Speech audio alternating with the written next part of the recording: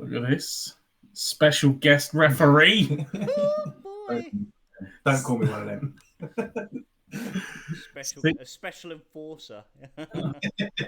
6 pearlers in Perth and some harrowing defending in Hull. And we'll maybe actually talk about the best league in the world on Tuesday when we go away to Dortmund in the Champions. Well, roll the intro.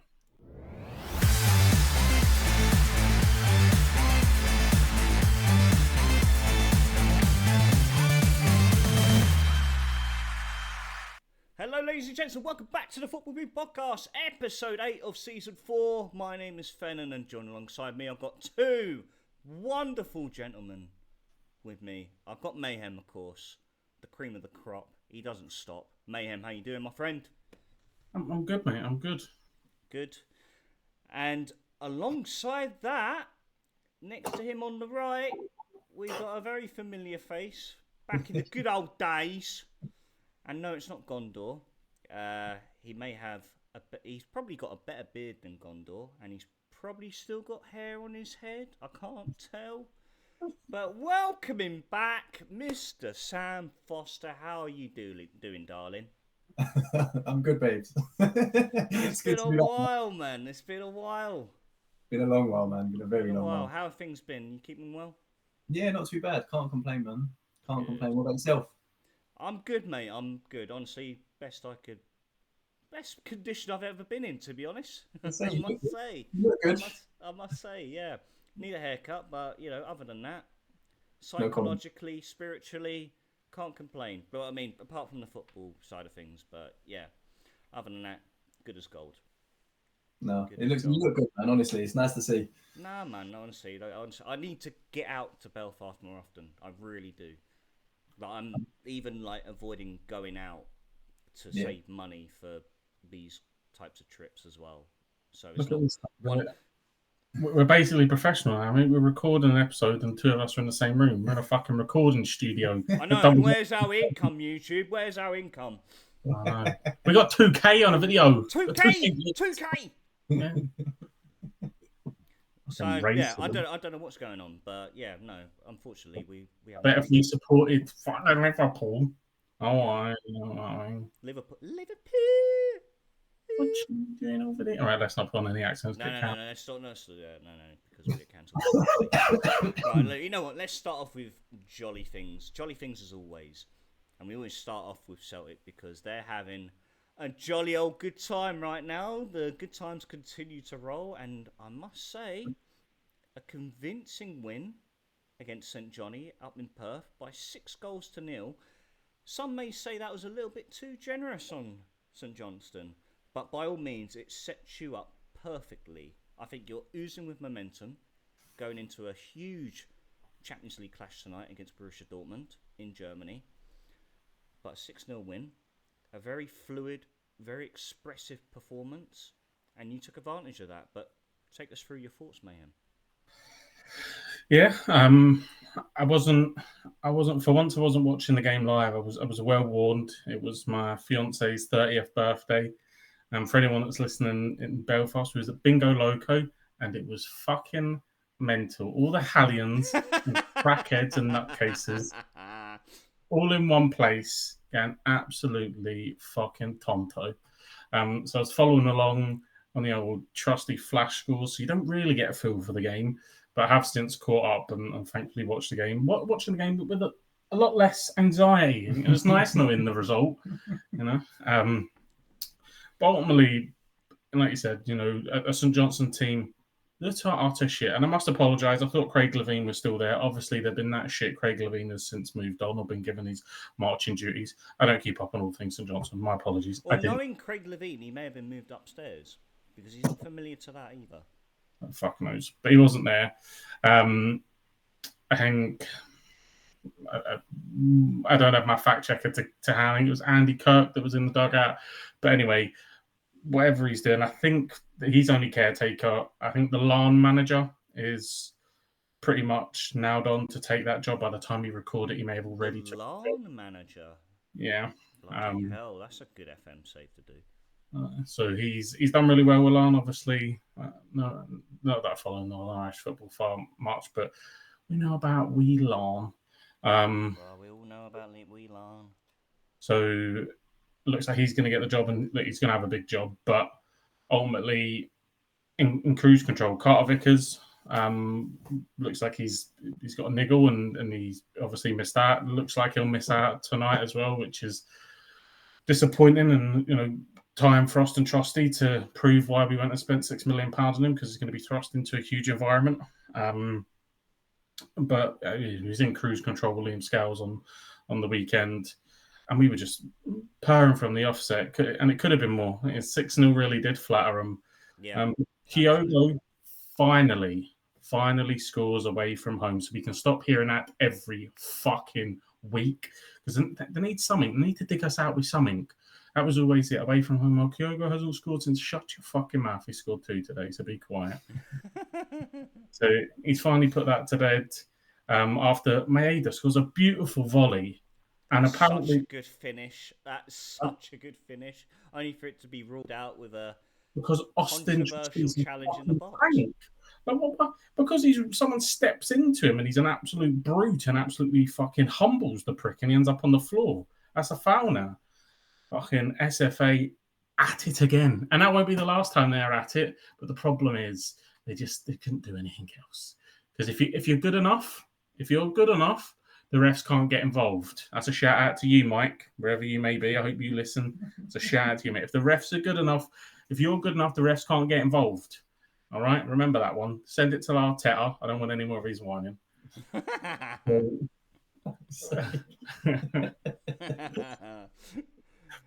Someone's put 50p in you tonight, man. I tell you, I love it. Who put 50p in this guy? Yeah, look, obviously we get that goal, that settles us down. The second one again is beautiful work, build up. Kyogo lays it off. Paulo Bernardo whips it into the bottom corner. Just scintillating stuff. And then by halftime, Kyogo's bagged another one. EA, come on, do it. Right, we know what we need. We black card, gold trim tomorrow. You know the crack. And 3-0 at halftime, and the game's dead. And at this point, it really is just how many is it going to be? And Celtic again, showed that ruthless aggression and stepped on it and made sure that we just weren't going to.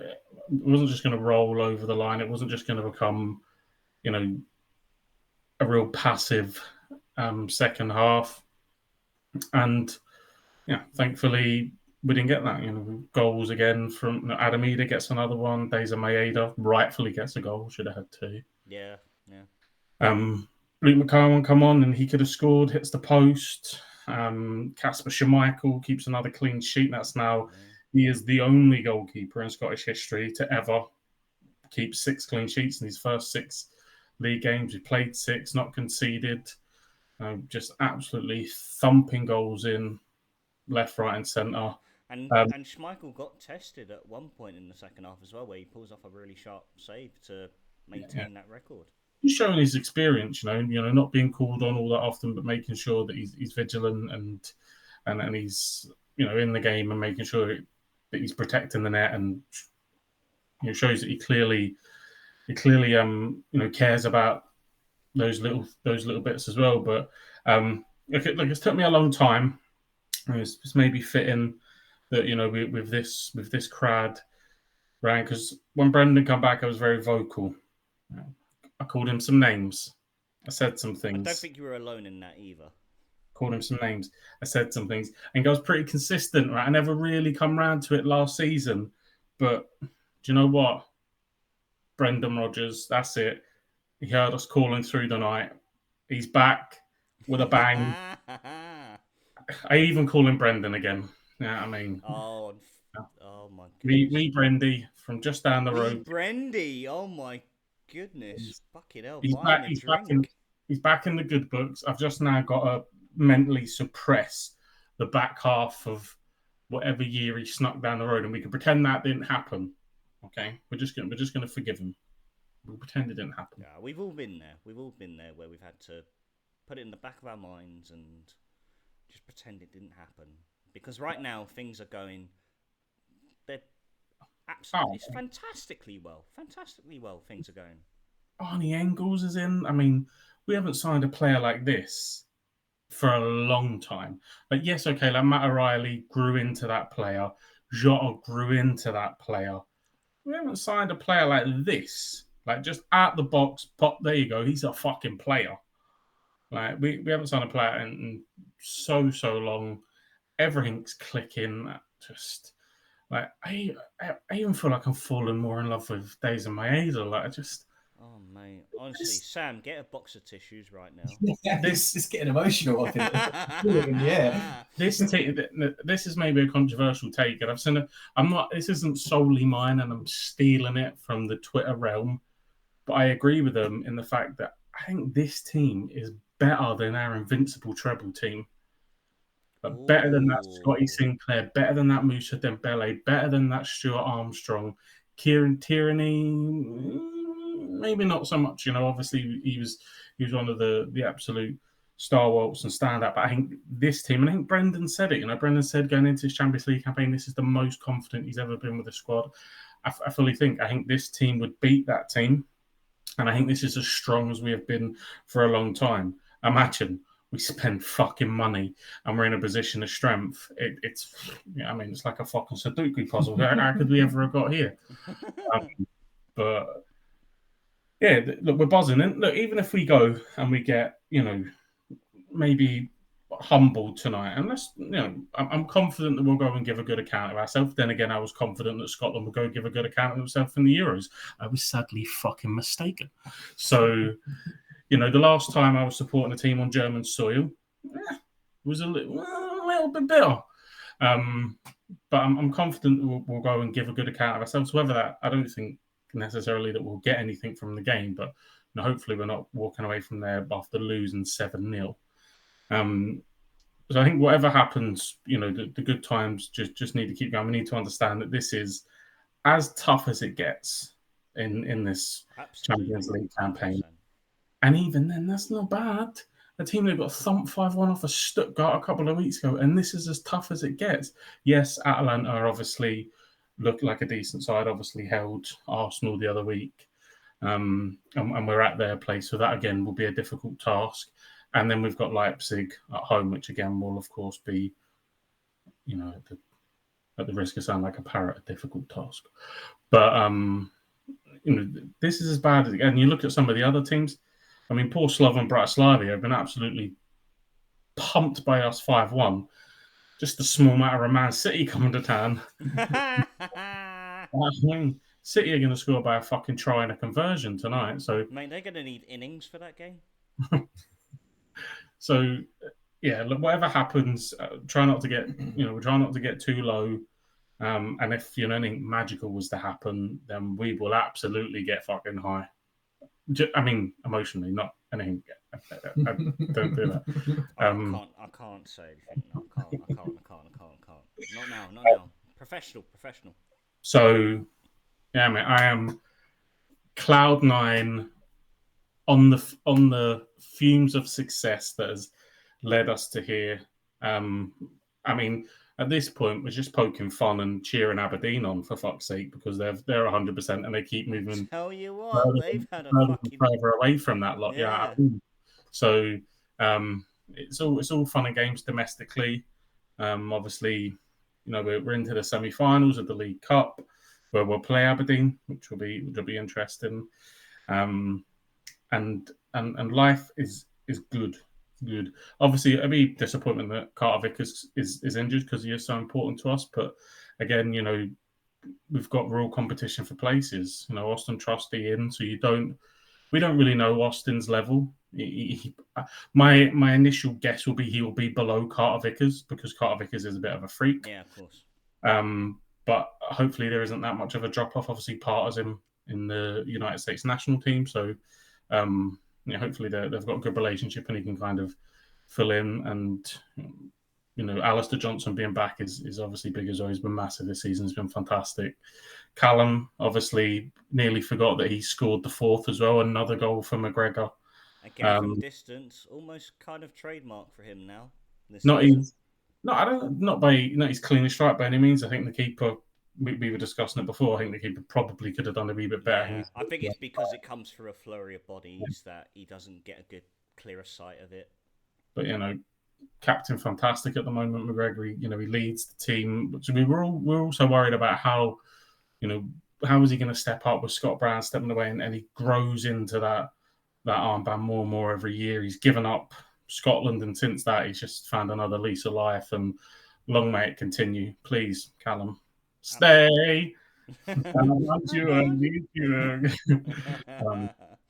But yeah, I think we're in a real good spot, and I'm really looking forward to the game tonight. And again, I'm not expecting too much, but it's nice to, Bratislava come to town. There was big pressure on. We needed to get a result, and now this is domestically. There's no one. Aberdeen can fucking battle the rest of the league. That's grand. But when they come to town, they'll get a doing as well, right? So domestically, game over.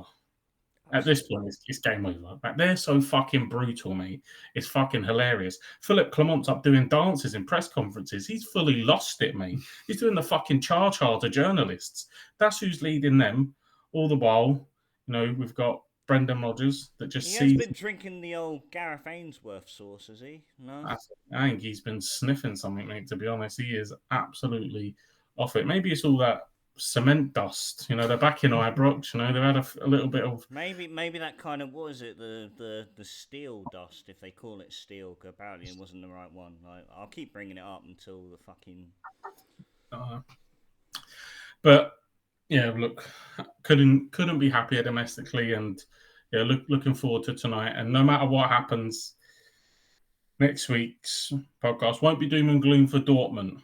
If it all goes pish domestically, then we can come on and have a chat. But even if we do get humbled and beaten really, really well tonight, then still you can see that curve, and we've got bigger games to come in the Champions League than Dortmund. Ultimately, I don't think our competition is going to be deemed on how we play away at Dortmund. No, absolutely not. It'll be the big home games, maybe Leipzig, but Club Brugge, Young Boys, those kind of games that are going to be massive for where we end up in this year's competition. So, yeah, I mean. Yeah. No, and I think we expressed that as well. Like, with the new structure in place now with the Champions League, I feel there's a lot more room for opportunity to really take advantage of. And like you said, with there being 8 fixtures in front of you, with a good few teams there as well, which are definitely winnable. And of course, you've got a few tests on the way, as one of them is tonight. I think at the very least, you'd expect a valiant performance tonight, and I think Brendan Rodgers will not want to drop the ball after, like I said, the St Johnstone game was arguably Celtic's best performance domestically so far this season. And of course, like you said, you've got a few individuals in there, like in the likes of Austin Trusty, who made his first start against St Johnstone and is going to be thrown in the deep end tonight at Dortmund, as we expect. And so, by all means, I don't expect there to be a complete humbling, but if there was, hypothetically, you would think that Celtic would come out with their heads held high in terms of the efforts put in. Tonight, I think I would be.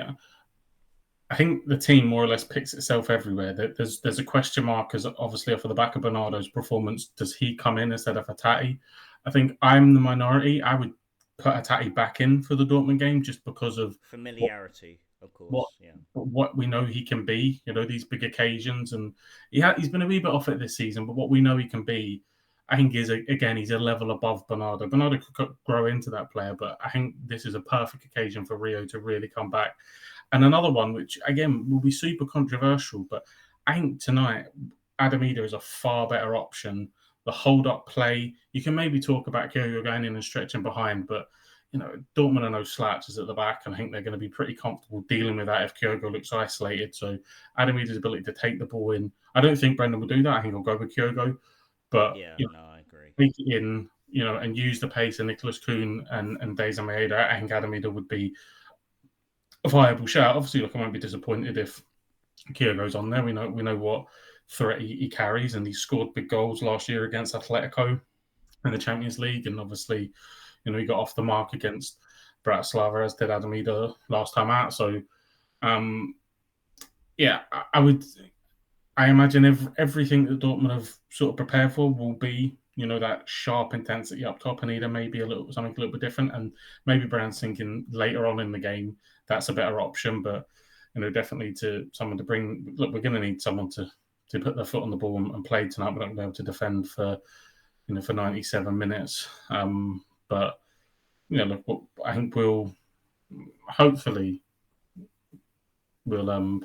produce a performance that shows why we're back at this level. Absolutely, and we spoke before. I feel that the rotation options that you have available to you as well have been a lot stronger than they have been in recent years, and so by all means, there's certain individuals that come off the bench and produce that impact that we have seen before previously in the last few weeks. And so, no, like I said, look, I wish you nothing but the best tonight, and by all means, it'll be an incredible atmosphere. I mean, Dortmund fans and Celtic fans within the same venue. Surely it'll be an exciting spectacle to witness. And a big attendee will be Peter Schmeichel. He's going to be in. He dropped that line. He's gonna watch his son, is he? I'm expecting big things from Casper. Big things. No pressure by all means. He keeps a clean sheet. He's better than his dad, right? I'm saying it right now. What the fuck you saying? I don't give a shit. I'm saying it right now. Sam, I don't know if you've managed to catch much of the action from the Celtic side of things. Did you have any thoughts you wanted to share on what you maybe have seen of Celtic thus far this season? I've only seen a couple games, to be completely honest with you, but from what I have seen, I mean, I'm not sure I agree with the premise of better than that Scott Sinclair, etc., team. I think maybe because I've watched them a lot more often, I'm like, that was impressive to me, and that was a team that you could watch week in, week out and enjoy. I haven't watched as much of this team, of course, so maybe I need to tune in a little bit more and get an idea of it. But that team, for me, you'd need something special to beat that team. Like you're saying that if you put them two together now, you reckon this current team would win. Champions League winners. I was going to say, I'm pretty sure the honours definitely come hand in hand with that, and of course the honours do stack up with that team back then when Brendan Rodgers had his first tenure at the club. But by all means, I think if we look projectively, this team is more than capable of repeating that, by all means. Yeah, 100%. Like it seems like a very solid team, and Rodgers seems to have his head screwed on now and is fully in. And from what we hope so. As long as he doesn't fuck off the bloody Bournemouth forever in January, then yeah. Shush! Don't you speak about we Brandy like that. Never do that. We Brandy, I love it. You never know. Maybe he'll end up at United. That's a good job. Fuck. Maybe he'll end up at United. No, they want Ange Postecoglou. Heard it here first. That fucking guy. But yeah, no, I do need to tune in more and see what Joel's saying, because obviously when it comes to Celtic, it's Joel all around. So I'm trusting your word, but maybe just from what I've seen. I mean, don't get me wrong, seeing the 6-0, seeing a few games before, like, it is impressive, but I'm not seeing that. I don't get that same excitement or spark as I did from watching that team before. That was just a different breed for me, personally, anyway. No, of course, no, absolutely. And, I mean, it was a special team back then, and I feel this team has got more than anything but the potential to be as special, if not even more. Yeah, look, nostalgia plays a massive part. So when you look back, and Moussa Dembele, the last person to score a hat trick in the derby, and Scott Sinclair was banging goals in from he come up. Mika Lustig, with that beautiful goal at Ibrox, and always Scott Sinclair. Always, hey, don't calm down. Always, all of Mika Lustig's shenanigans with, the stealing the police hat in the celebration. That was great, wasn't it? And then we had that real essence of homegrown. Callum McGregor was coming into his own. He was still young. Forrest was being pushed on. Paddy Roberts was fantastic when in his first stint, not so much in his second stint, but he couldn't really keep fit. But that first season, and he pulled the best out of James Forrest. James Forrest realised that he wasn't just a nailed-on starter. So we had some wonderful players domestically, but I think the thing that may shine the light is last week, as much as it was Slaven Bratislava, that's the first time in the history of the Champions League, not the European Cup, the history of the Champions League, Celtic have ever won their opening match day. Right now, I don't have the opening match days in front of us, but I guarantee you every match day one wasn't Barcelona, Bayern Munich, So there would have been some times that we fucked up. There were certainly some times with that team that, they gave us some real scares, fucking going away to dodgy places and, trying to qualify for the Champions League and it not coming off and having disappointing results in Europe. So while domestically we were flawless, the catalyst may be that, Arnie Engels and these boys coming in, if they can do something in Europe as well as doing something domestically, because, they can only match what they did domestically and can only bring a treble home. The invincible bit, I think you need a wee bit of luck for. Obviously, it's brilliant when it happens, but you need a wee bit of luck, or you need no fans in the stadium if you're from some parts of Glasgow. But they're all going to be calling me obsessed. Get in the comments. Like, it's a Celtic podcast you do, so what are you still talking about? You're fucking obsessed. I'm obsessed with you being shit. I fuck off. 2,000 views incoming. But look, and it's the hope that kills us mainly because, we build ourselves up and then we, more often than not, we do get torn down by these, real elite teams in Europe. But if we could do something like that, and not so much tonight, but I mean, over the course of this Champions League, it's fucking long. Yeah, it's long. Normally, you'd be like, Celtic have European football post-Christmas. We've done well. We'll tick that fucking off because we play until January this year. Yeah. Oh, it's definitely a longer campaign. So, if we could get through to the knockout, finish in that top 24 and get through, and then see where we're at in terms of a tie, and can we go a little bit deeper in Europe and lift the pedigree back of the club? What can Celtic Park become again? Because for too long, Celtic Park's been a place where players come and they go, oh, wow, it was a really good atmosphere, but we thumped them 4-0. A fucking Real Madrid players taking selfies and Benzema being clapped off. Fuck off, man. Clapping up another player. No. I don't agree with that at all. I honestly, I completely disagree with fans who have gone there to watch, like Exhibit A, Celtic Barcelona. Oh, we're going to go and get to see Messi play. We're going to go get to see Neymar, Suarez. Fuck off. If that's your opinion, going to watch the club that you adore, to go see the opposition players, no, there's no. I don't agree with that whatsoever. The noise needs to be white hot and hostile, and make it difficult. Make it a difficult place to play in, and it hasn't been that for a long time. You could maybe argue maybe more into your corner, I guess, if we're talking about Europe.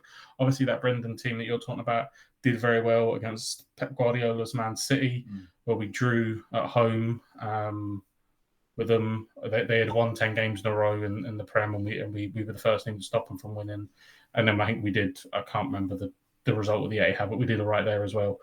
So, yeah, it'll be interesting. But I think Celtic Park's a massive thing.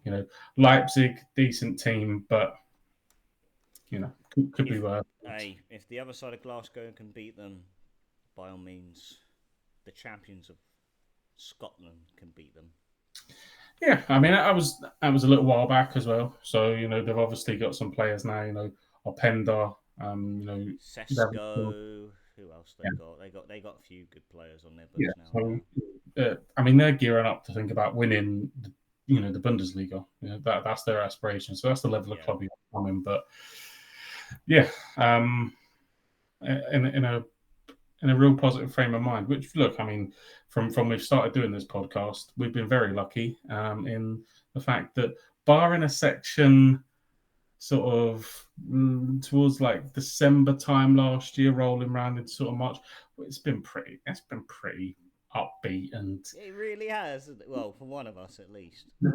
the good times have been rolling for one of us. You're right. But well, I mean, he hasn't been here, but it would have been for two of us. They've been all right for a few years, haven't they? They've been all right as well, yeah. They were shit. Yeah, you know what? I might just shoot off now. You know what I mean? I was thinking, I'm dreading coming back. We're playing PSG. But hey, look, if I don't laugh, I'll cry. That's the thing. as always, Morg, once we get to the end of this celebration of happiness and optimism, We'll bring it back because Sam's here, of course. we do need to go to the capital of Wales. I mean, we do need to discuss and look, I know that it's the cliche, the manager's always going to take the brunt, but that display in Hull maybe showed that it may not be all on Errol Bullett's shoulders, and we've seen a repeat of things happen at Cardiff. It's easy to blame Tan. We know he's a ball bag, but man, these players. And I'm talking like we've sat here and we've said that the transfer window was good. And on paper, it's fantastic. But over the space of the summer, like Callum Chambers has just forgot to defend. Yeah. I know that El Ghazi has been out for a little while, but I mean, does it really take a professional football? But you must have known, right? Coming to us in June, you must have known that you wasn't going to be with going back to the club in the Bundesliga. So surely you're keeping yourself in some kind of nick, knowing that when that situation is resolved, you're looking to get out the window and you're in a transfer window. So, how far behind is he? I mean, ultimately, mate, we're talking about we've had some worry sometimes. And I've always tried to take stock and say, look, Morg, I think you'll be okay. You've got this, you've got this, you've got this. But, I mean, I'm going to ask you for your thoughts now, but I think the headline here is this must be a big fucking worry. If I'm honest, after that full-time whistle blew on Saturday, the one thought that came into my mind, I thought, yeah, this is the season. This is it. I thought, yeah, Shrewsbury away. Could be an outright possibility. The scary thing is that arguably that's the best we've looked going forward.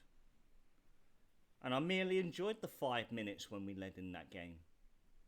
It was very nice. Callum Robinson, very clinical, fires into the roof of the net, gives us a 1-0 lead. That's one thing that Errol Bullett has to take on the chin. Right? You've had this guy at your disposal. He was fantastic in pre-season.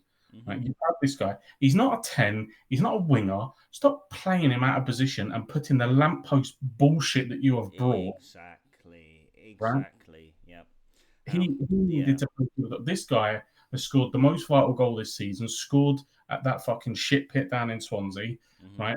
He's already elevated himself to give a little bit of leeway. Like, if you're trying to buy leeway with the fans, this is the guy that stopped you. Look, it's been a shit season, but it could have been shitter. You could have lost to that lot as well. This guy prevented it. Exactly. Right? And you're going to try and suck the confidence out of him by playing him as number 10 or on the wing. I'm not having it, man. This guy could be our saviour. Like I said, it feels like we're a million miles behind everyone else right now. I mean, I know the other team the only other team that has not won a game this season in the Championship is Portsmouth, but it just, I feel Portsmouth will find their feet and they'll be on their way. But right now, it feels like we haven't even taken off. We haven't taken off at all. And like I said, we talk about how great the transfer window was, like El Ghazi coming in. Like I said, it took him a while to get up to speed, and I honestly thought that he was probably one of our better performers in that game. And it's so hard to really compliment players in a game that we just lost 4-1 to, because I thought going forward we were okay. Defensively, shambles again. Perry and G looks like a player I don't recognise anymore. It's like having Lee Peltier again at right back. That penalty was just calamitous. Careless, completely careless. It looked lost. Careless. I don't know if it's got to the point where he doesn't trust the guys next to him and he's overcompensating. But I mean, he's a right back. I don't know if he had moved or what the formation was. I may be being a wee bit ignorant here, but my understanding, he's a right back and he's in making a fucking really silly challenge in the left centre back role that ultimately finishes the game really, and then not the game. Like I said, with Perry and G, right, it's two things.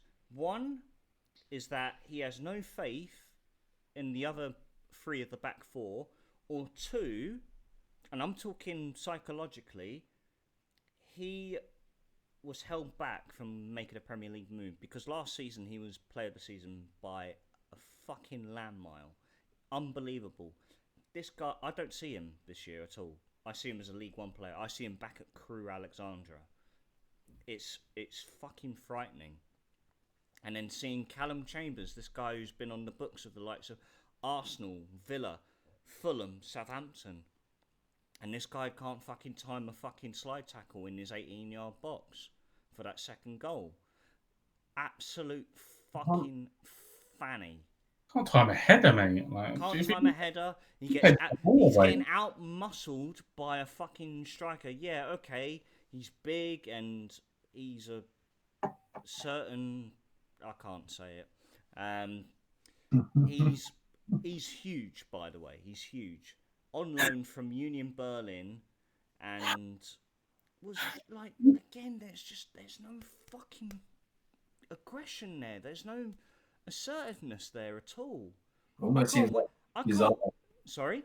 Almost seems like there's no desire for anything. No, there isn't. Like, the life is sucked out of this squad completely. And on paper, it looked so beautiful. Like Chris Willett coming in from QPR. This is a guy who was mentioned multiple times over the last couple of seasons. Oh, this guy's destined for the Premier League. He's got Premier League interest from the likes of fucking Palace and Everton and Bournemouth, whoever. Saw out his contract, didn't get his move to the Premier League, so he saw his contract out and hoped for the best. And we came along, he went, yeah, fuck it, you'll do. And this guy's starting on the bench behind Ollie Tanner. The guy's a fucking one-game wonder. Scores against Swansea, does anything. Yeah, he'll perform against Swansea. He'll do fuck all for the rest of the season. Scored a head against Rotherham. Big fucking deal. We still lost the game 5-2. Losing, like, the club is an absolute mess right now. An absolute mess. And Omer Reza, who is our caretaker manager, can only do so much that he can with this group of players. And I thought the pressing and the attacking intensity was a little bit better than it has been. Just a little bit. We showed a bit of fight. We showed a bit of desire going forward. Defensively, organisation, pressing the forwards was completely as it was. Same old. Look at the goals that we concede. The first goal's a cross, and it bounces in the box. Yeah. Which speaks volumes, right? The second goal, Callum Chambers completely mistimes a slide tackle in his own box. If you make a slide tackle in your own box, you better win that fucking ball. He doesn't take the ball. He doesn't even take the man either. He takes a fucking shade of grass with him. That's all it takes with him. It's a real good. It's a real composed finish for the second one. No, it's a good finish. Good, but by all means, don't take away the finish. Really good finish. Yeah, lovely little dink over Jack Anik, and put some 2-1 up. The third goal, deflection, a bit harsh. Yeah. But can we deal with the short corner better? Because it feels like when we do short corners, teams are on it. Teams are on it completely. Why is there not a man approaching whoever it is? The winger that scored 2, I can't remember his name off the back of my head. But again, you've got to have a man approaching that short corner opportunity. And the fourth goal, it's a challenge. Perry flings a leg out. It's like, I don't fucking care. Take him down, and then the penalty's a 50-50 opportunity, and they take their chance. And but we did have our opportunities in that game, and unfortunately we didn't take them. But at the same time, the bad times continue to roll, and whether they continue tonight against Millwall, I don't know.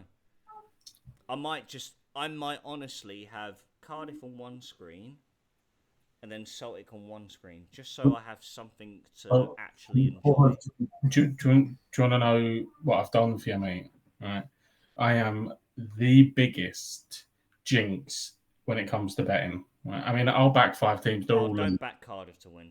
No, I haven't, mate. I've backed Millwall. To lose. Yeah. No, I've backed Millwall, so that means if the jinx rolls on, then in comes your first win of the season. It'll be 0-0, I'll tell you. Oh, fuck you fucking pessimistic. I'm just saying, it's fucking... Mate, you did it, I didn't. I didn't tell you to put an Aki on. You take the fucking point at this point. Oh, but absolutely. Clean sheet point, take it. 100%, that's a positive in my books. And so, whoever comes in... Is it who's been... Any names? Can we name drop? Oh, we can name drop. So, yes, of course. What? Arsene Wenger. Who the fuck said Arsene Wenger? I'll tell you what, I'll take him at this point. No, so names that have been mentioned. So, like I said last week, Nathan Jones has been the talk of the town. He's expressed that it's a job that he would love to take on one day. Get it done. But, well, this is it. Why are we not approaching him? But at the same time, regardless of him having a good time at Charlton right now, money talks. If we pay that compensation package, he'll be down there within, That's the whole reason you're not going into it, mate, because your board doesn't want to pay the compensation package. No, and this is it. And there's probably someone in the third tier of Belgium. But we've also had to pay out for Bullett's contract at the same time. And so I think thinking like Vincent Tan, he doesn't want to shed out a couple more £1 million by all means. Why would he? The other talks have come from what's his lot? Schumacher, not Michael. Can't say that. Can't say that. Fucking Michael. Get some life support. His last name's Schumacher. I don't know, Frederick Schumacher? Whatever his name was. He was at was he at Huddersfield before? Or Stoke? Stoke. Okay. Yeah. And the other name was the Icelandic manager, Alexandersson. They're the only names that I've seen been put forward. In the rumour mill. You're going to get a thunderclap going. Yeah, well, if it gives a fucking rocket up their arses, then by all means I'll take it. But no, if I'm being completely serious, no, it's complete. Nathan Jones is who everybody wants. I'm crying for him. I'm crying out for him. Schumacher and Alexandersson sound far cheaper. I mean, I can't imagine the Icelandic manager, having a big severance package. Exactly. But even Schumacher's out of a job right now, so that wouldn't take any package at all. Nathan Jones would be the only package that would. So what are you talking about? Like a couple mil, 3-4 mil, maybe max. If we're talking Charlton, I'd say 1 or 2 million. Yeah, I mean they're elite. They're doing all right, but ultimately they've been a League One club for a while now. Exactly, established League One club. Yeah. Who knows? That may be us in 2 years' time. Established are doing absolutely fuck all. What was it? 3 years ago they got promoted and they went straight back down. Top banner. Who? Charlton did? Nah, yeah, they hadn't been promoted in years. Yeah, no, they did, mate. They beat Sunderland in the playoff final. Scored in the last minute. Well, let's just think when Sunderland Till I Die. When did that come out on Netflix? What the fuck do I know?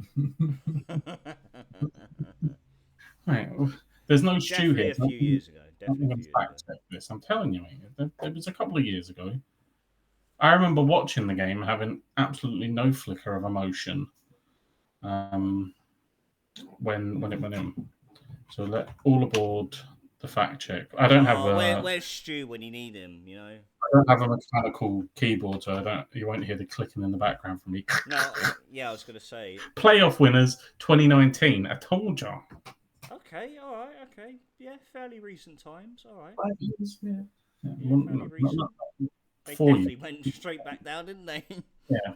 Sure, there was all that shit about Lyle Taylor. Remember, like he went up and he tried. Yeah. And he was linked with the Huns and never made it. But he went to Forest in the end, didn't he? Yeah, did fuck all there as well.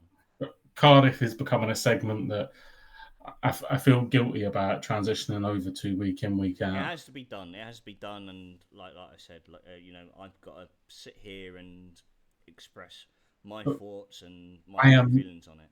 fully confident, mate, that with the jinx I've put on, that you at least get a point out of tonight. So and look, if you want to send me enough funds, I'll happily do that for the rest of the season. We're not made of money, mate.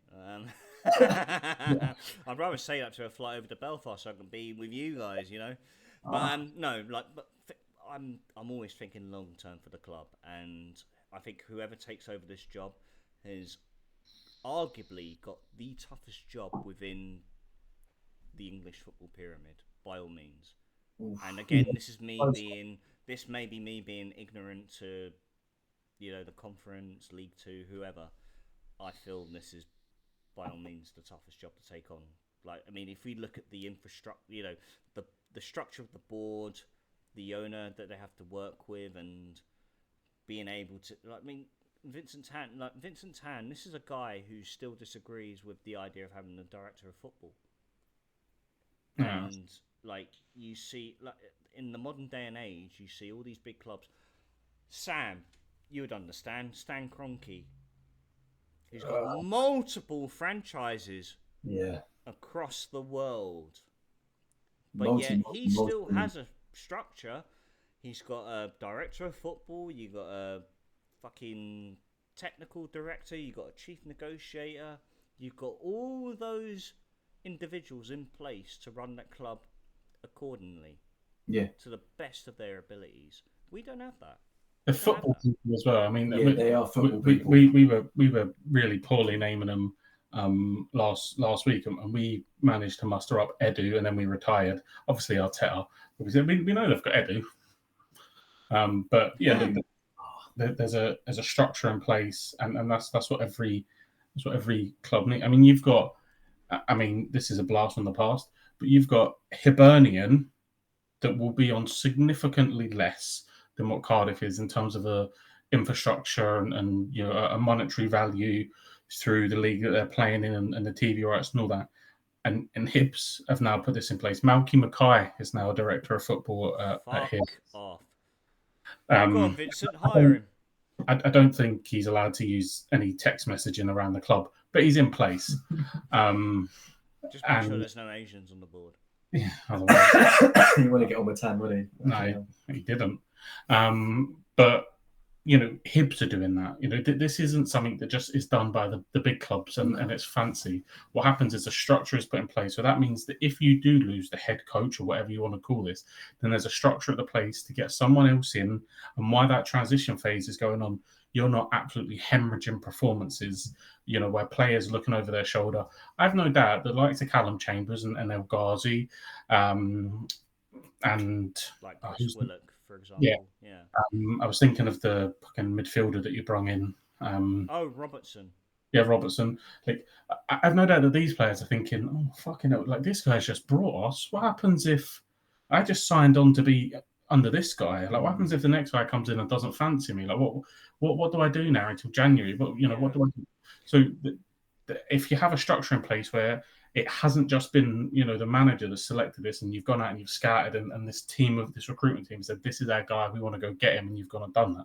There's no worry there. You know that the next coach might come in. They might have a tactical identity that differs from the last one, but you're a part of that club, and that means you don't end up with absolute waste of space like that. Who was that fucking prick that was there a few years ago? Began with B.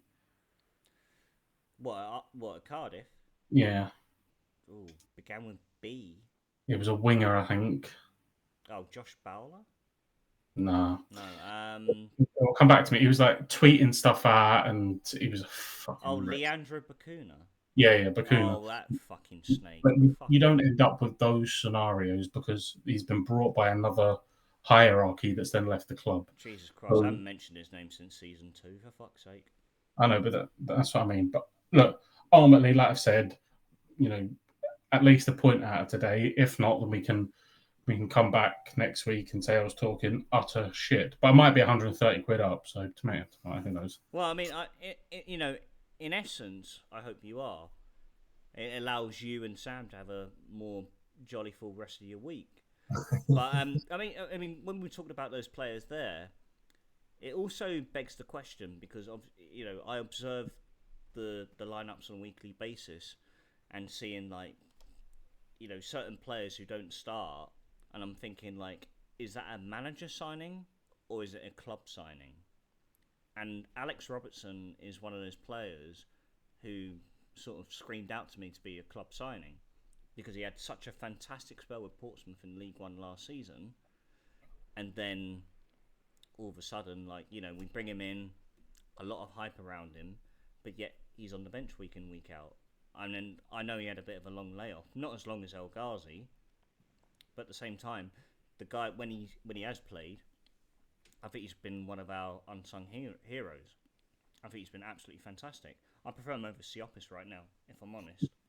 Yeah. And so, this is the thing, like, it's really hard to sort of really draw conclusions in terms of what was a manager signing and what was a club signing.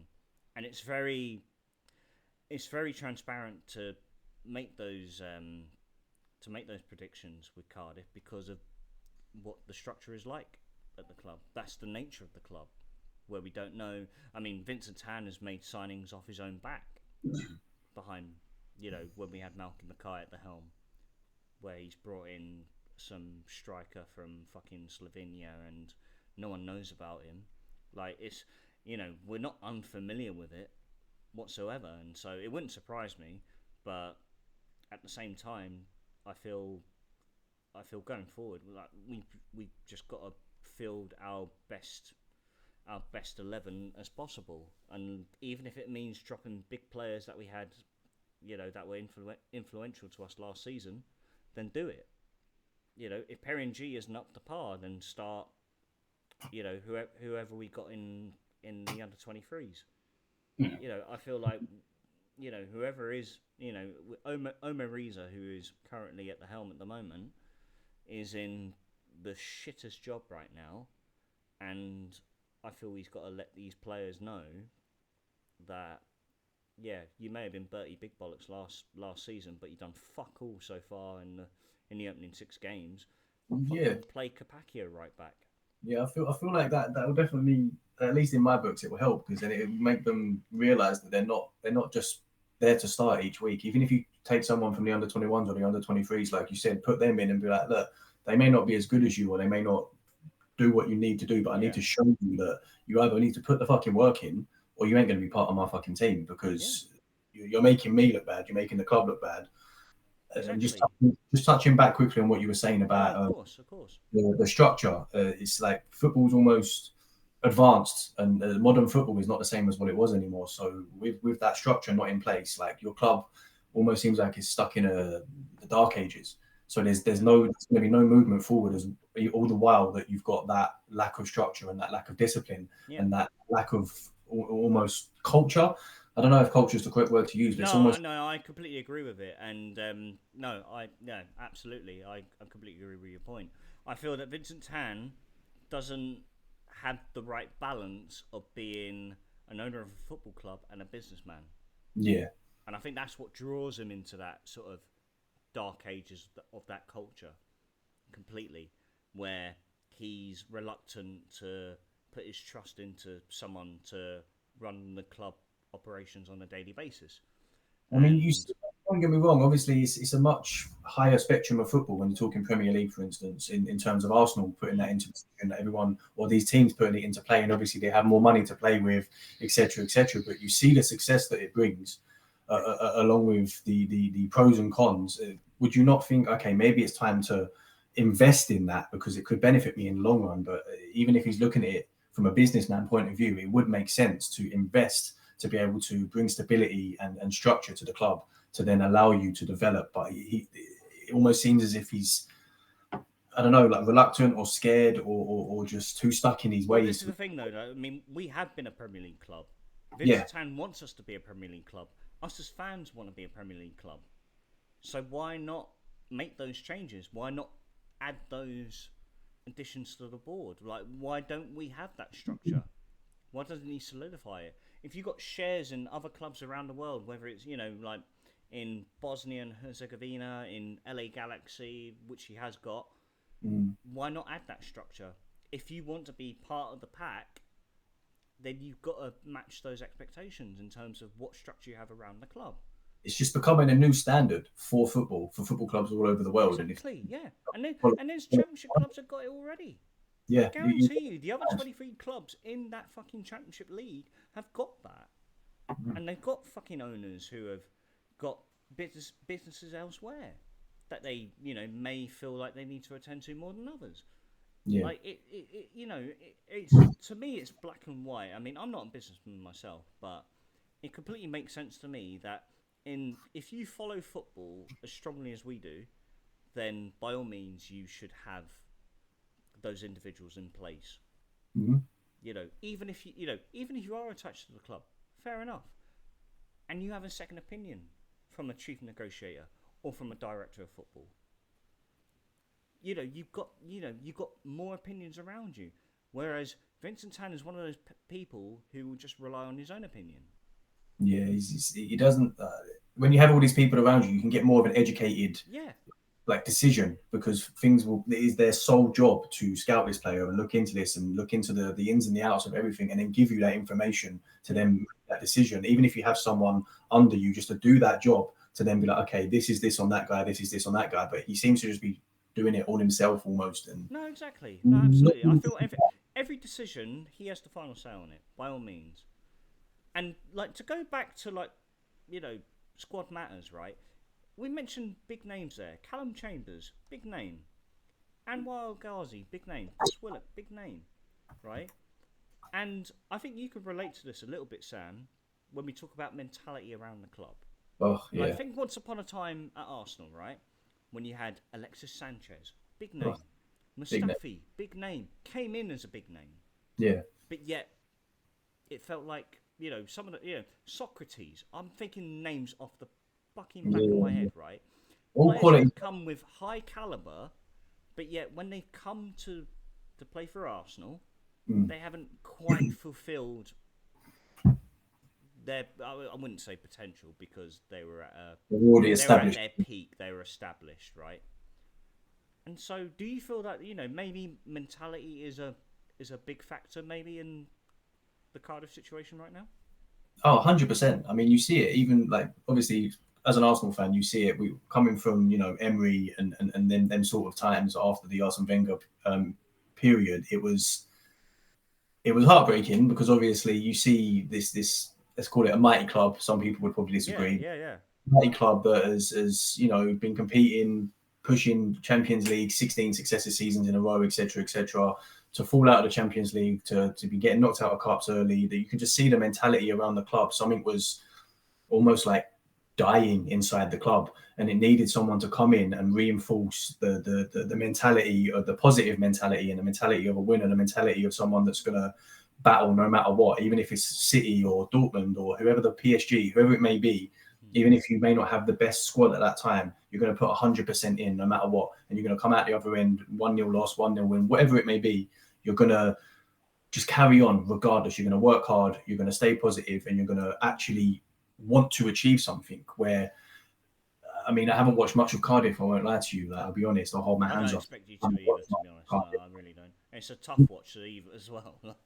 Even just from watching a few highlights and stuff, I can see that the players just, at least from my perspective, the players don't have a desire to even win a ball or score a goal. It's there seems to be, much like United say at the moment, there's something in the club that is. There is a decay in that club that needs to be chop that arm off and rebuild, because something is desperately not right at that club. I'd love to chop Vincent Tan's arm off. I'd pay someone to do that. But because we know that Man United chat is banned, because in the last couple of seasons they get far too much talk. I think Arsenal is a perfect example, standards, right? And we'll go back a little way, but the importance of setting standards, and this will segue beautifully onto us, obviously finishing off speaking about Arsenal. I was thinking the same thing. Arsene Wenger come under a lot of criticism towards the end. He was a meme, and a lot of opposition fans loved ripping the piss. And Arsenal was set on standards, right? That meant that they were disappointed with fourth, right? But remember, look at the team that he was achieving that with, right? Shamak, Squillaci, Andre Santos. Send to us. De jure. Flamini. Yeah, this guy was getting Champions League football, which, right, is seen as a holy grail. Now, I'm not bagging on Villa. That'll come later on, I imagine, in this season when we go to them, because their fans have been pretty shit ass on Twitter. So I'm sure I'll get a good couple of digs in. But I'm not bagging on them yet, right? But they were trying to lift fourth place above their fucking head and float it around like it was a trophy. Yeah. That's not it, right? I've been brought up on history of football, right? This is a club that has a proud history, 2 European Cups, multiple league titles. Well, but bear in mind, in the Premier League years, it hasn't been as rich as it had been before. But this is a club that is built on tradition, built on history. We're fourth, flying your flag like, go and celebrate your win out in Switzerland, mate. That's something to celebrate. You've gone and you've won a Champions League and present fourth place like it's some kind of fucking holy grail. Newcastle done it as well when they finished in the Champions League, presenting like it's a fucking trophy. The standard slip. And Arsenal were disappointed with fourth when Wenger was there, because they were built on standards and he was getting fourth as a bare minimum. They were looking at their team going, look how shit that team is. And he's fourth. And then it switched, right? And then it switched, and Emery was in, and they were happy. It's a transition, and the standards decayed. United's a perfect example of that. United fans stand be happy if we finish in the Champions League. You're Man United. You shouldn't be happy unless you're winning the league. One of the most prestigious clubs. End of story. And that's where Arsenal are back to now. And disappointed at finishing second last season, and that's the kind of shit that I want to hear. I don't want to hear people go, oh, we had a really good season, we finished second. Shut your mouth. You were the first loser. That's all that second place is. I don't care the money it generates, right? Second is the first loser. And that's just something that has decayed out of English football at big clubs like Man United. It's just gone. Some clubs have gained it. Arsenal have got it back. City have it ravenously throughout their whole club. 115 charges may change that, but they've got it right now. Who knows? And it's open. There isn't enough people. Like towards the end of last season, Spurs fans were cheering at their team losing. Like, and okay, I get that fucked up. In that Man City game. Yeah, I get it. Oh my word! I get it. Fucked your biggest rivals up, but man, there's some weird shit that happens in that league. But speaking of weird shit, there was a couple of weird moments on the weekend. Absolutely, yeah. There was a really weird moment from a right back in a Leicester City shirt. Stunning North London. Very stunning indeed. What a goal.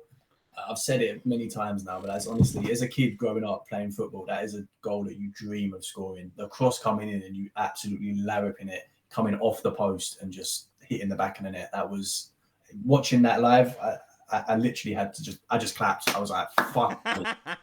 His first goal was fucking shit. Yeah. It was a scrappy game. First half, obviously, we come out 2-0. We're happy. We're thinking it's going to be an easy day. They come out absolutely just gunning for it in the second half. They get the scrappy first goal. Second goal was absolutely wonderful. And I was shook. I won't lie. I was like, this is not looking good. They've got the momentum. EAFC. They've got the momentum. They're going to win the Premier League again. Imagine. But no, yeah, they had the momentum. We were looking shaky. We were getting rocked at the back. We come out with, don't get me wrong, all right, special mention. I can't remember his name, goalkeeper. It's escaped me at the moment. Hermanson. What a display from him on that day. 13, 14 saves, the most since De Gea against Arsenal. For 12 years or something now. You need to stop shooting the ball straight at him. I mean, there was one chance. I think Havertz was 4 yards from goal, hit a half volley on the turn, and it was just straight at the keeper. Yes, sounds like Havertz's problem, mate.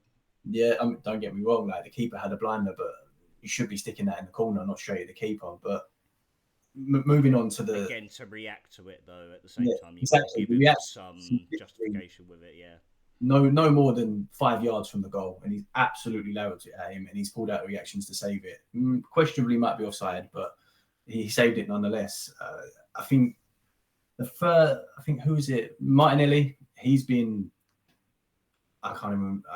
When was the last time Martinelli scored? Yeah, he needed a goal, didn't he? We said that when we were watching it. But I think again, we're talking a lot about standards. We sound like Brendan Rodgers. He loves these kind of phrases, and we Brendy's my pal. Great character. But I think a couple of years ago, you just don't win that game. No. And Arteta's driven this, and Arteta whines and he pisses off opposition fans. But I want my manager to do that. Yeah, it's part of him. I want my manager to fuck I other. love Arteta, by the way. Yeah, I love him. Honestly, honest, I'm sitting there thinking, like, why doesn't my manager do shit like that? He's ticking the boxes. He's pissing off the opposition. He's even him and Guardiola are brilliant at that.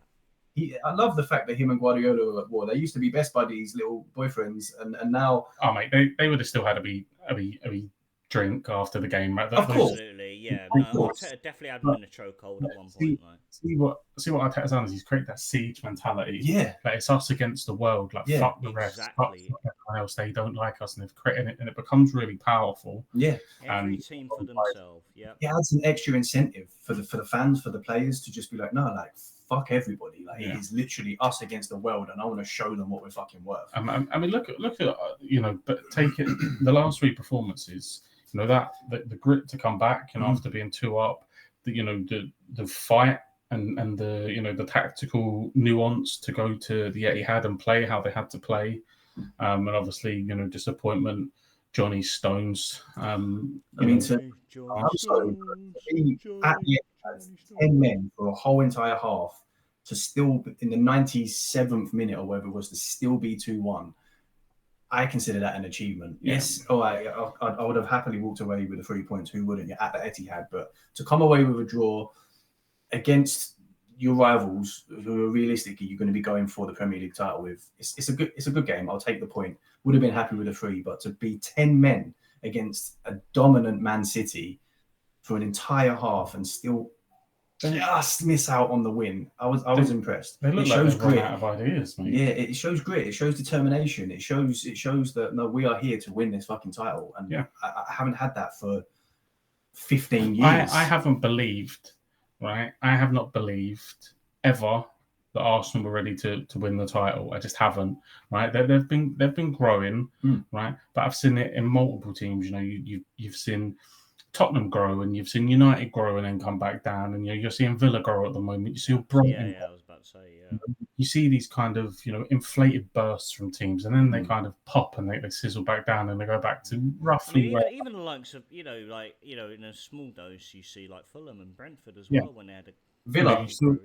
You saw Liverpool, have that incredible stage where they were battling City, but. I never really felt that Arsenal were ready. When I watched them, I just felt at times they were soft. Yeah, there was still a softness, and that I just don't see that anymore. And I haven't. I've watched Arsenal in bits. Haven't sat down. The only game I watched them in full was at the Tottenham Hotspur Stadium, just because I love that derby. I think it's been same here. Yeah, very commercialised now, but I think it's as close as you really get at the moment to a proper derby in the Premier League. Maybe Palace Brighton, that's a good one as well. But the way that he went there and he said, okay, look, we could go and play this open football, but we've been here before and been found out playing that way. Exactly. Yeah. We go here, Gabriel, who I think is maybe one of the most improved players I have ever seen in my lifetime. Yeah. He was a fucking bomb scare. Yeah. When he was bald, he was a bomb scare. Now he's got hair. He's fucking handsome and fucking scoring winners at Hotspur and doing all this. Straight in my basket. Yeah. And competition kills complacency. And I meant to come on the end of it when we were talking about Cardiff. Talking about putting people in. Competition kills complacency. They say, okay, Gabby, look, you're flying. You're doing everything right. You've got hair transplants. You're playing fucking brilliantly. But we're going to go and sign Calafiori. This is our guy now, and can be our guy for the next 10 years. You'll keep your place. £50 million, no pressure. Yeah. If you want to keep your place, you've got to go play.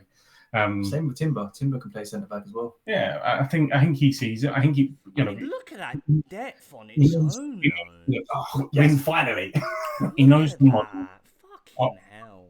Arteta knows the model, doesn't he? 4 centre backs. Yeah, he was under the stewardship of maybe one of the best ever to do it. Arguably, Ben White was a centre back by trade, now plays right back, and Timber centre back by trade, now playing left back.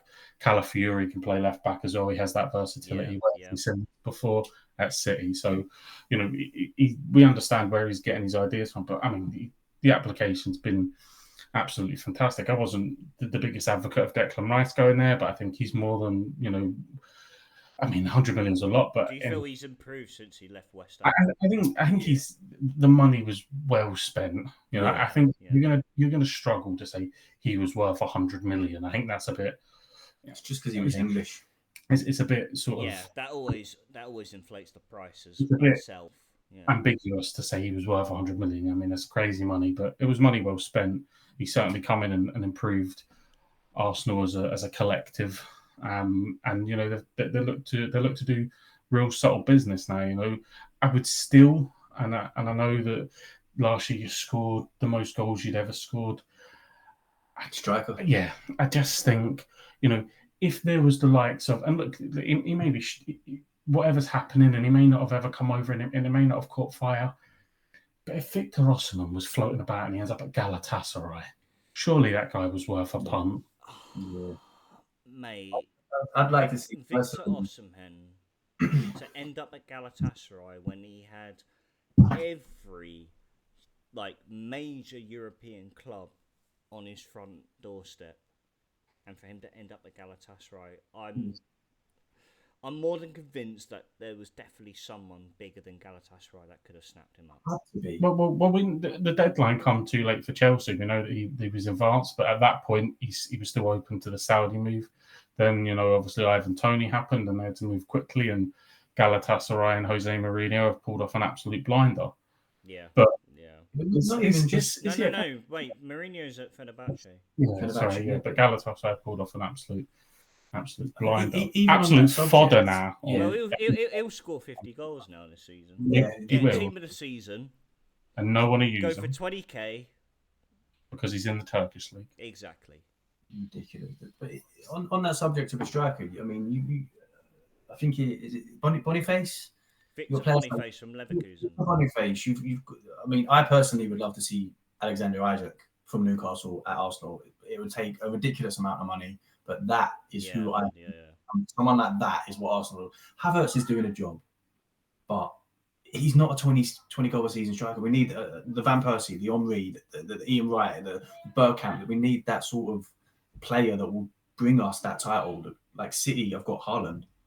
Like, you're not going to get more goals out of that. How many records has he broke now? That cunt. Too many records. And it's fun. Hat tricks after hat tricks after hat tricks. We need someone that is going to bring that to the club, because Havertz doesn't have that. Jesus doesn't have that.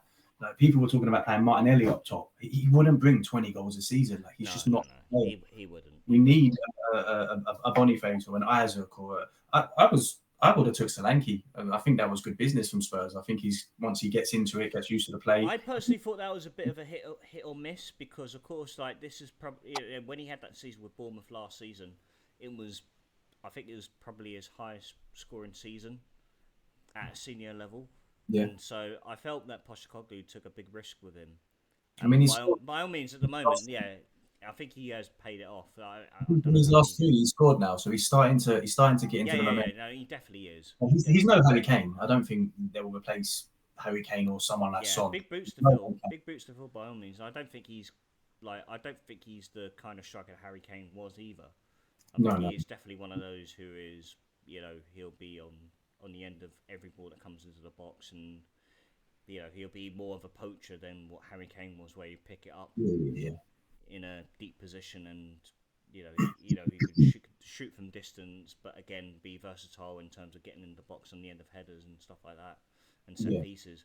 Solanke, I feel, is a little bit more limited than Kane was, but by all means, don't get me wrong, I think he's had a fantastic start to life at Spurs, and so, but I mean, I think it also comes down to Arteta as well. I think he's put a lot of faith in Kai Havertz, and a lot. He's managed to really convert him into. I think he's managed to find out what his best position is as well, because Chelsea couldn't identify that. Yes, figure it out. He really couldn't, and he's managed to find a role for him where he's more effective than he has been since he left Leverkusen. Mm-hmm. That was it, Leverkusen. Just quickly transitioning back, there was a key word that you said earlier, and I'll try and wrap it up quickly. You said depth, and that is something that, as an Arsenal fan, I've been crying out for years now. Depth. Yeah. Saying there's depth. We've got Saliba, Gabriel, Timber, Calafiori. Like there's these names that can come in and do the job. Ben White, etc., etc. Like moving forward, like we've got that defensively now. Probably need another better backup goalkeeper as Ramsdale's obviously moved on, etc. Yes, we've got Neto. Not too sure about him. What were your thoughts on Ramsdale leaving? Because obviously it was quite controversial when Ramsdale was swapped out with David Raya last season. I can see why. Like he's showing why recently, and even last season he did show why. But I did feel bad for him because I personally liked Ramsdale.